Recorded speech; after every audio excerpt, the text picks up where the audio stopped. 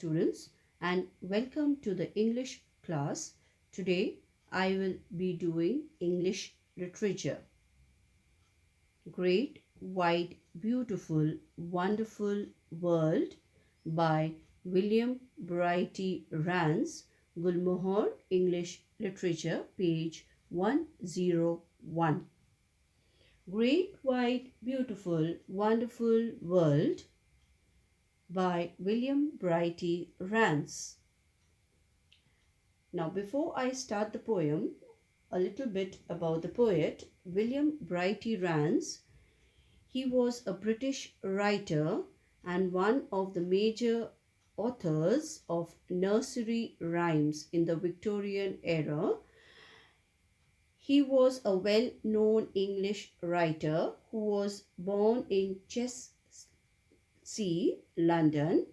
He was a son of a shopkeeper, and he loved writing for children. He was described as the laureates of nursery.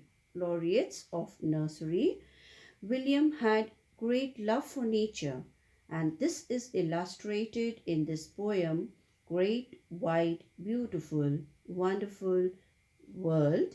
Let's begin.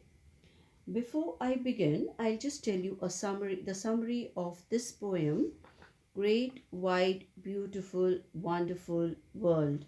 This poem is about the world, the beautiful nature, and the vastness of the earth. Though the earth is so great and human beings are just a small dot compared to the earth, but here the poet says that we have emotions like love and thoughts which the earth cannot. So, compared to the earth, we are greater than the earth in spite of being huge, vast earth. Okay, let's begin the first stanza. And before I begin again, I'll just hurry up with the vocabulary. Number one, vast, extremely large in area, size and amount. Mighty, very strong and powerful. Grand, very large and impressive.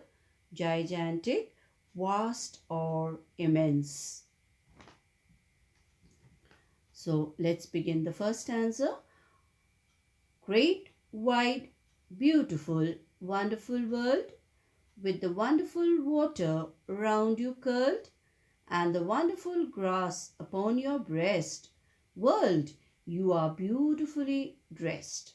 Now, I'll explain the first stanza.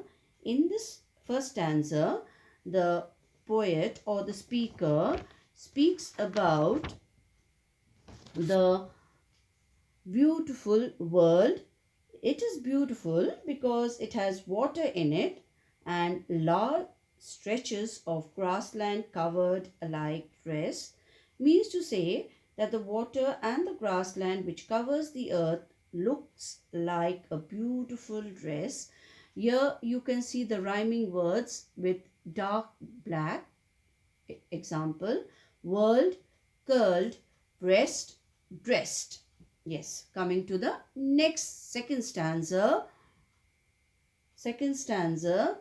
The world, the wonderful air is over me, and the wonderful wind is shaking the tree. It walks on the water and whirls the mills and talks to itself on the tops of the hills.